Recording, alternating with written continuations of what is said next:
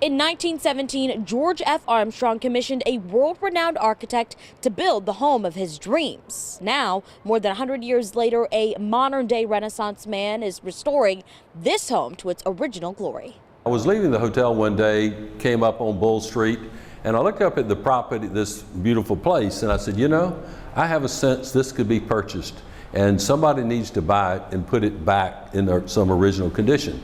And so it began.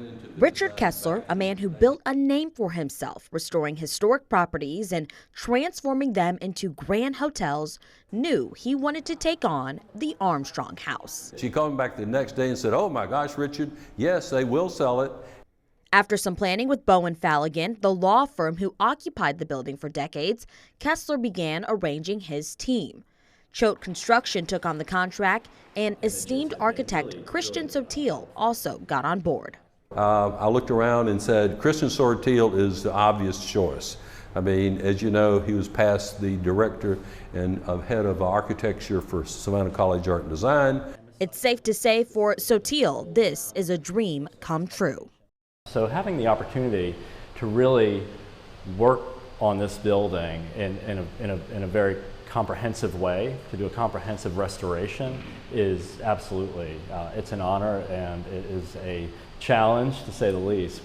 His in-depth research makes him a true expert on the history of this home and its builder, the famous Swedish architect Henrik Wallin. He constructed it for George Armstrong, who was a shipping magnate here in Savannah. And the home was really, it was set to be like no other home in Savannah. That is the understatement of the century. At 25,000 square feet, the Armstrong House is the largest home ever built in Savannah.